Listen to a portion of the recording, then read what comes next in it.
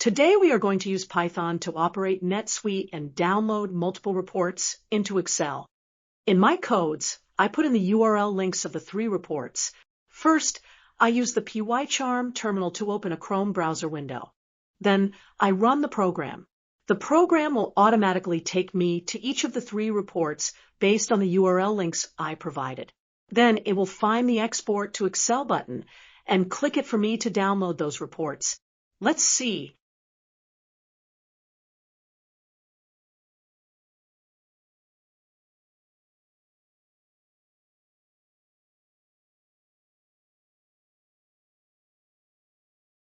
With all 3 reports downloaded, the program will automatically close the tabs for us. Now, let us revisit our codes. Looking at the terminal log, our Python program clicked each Excel export button to download the NetSuite report for us.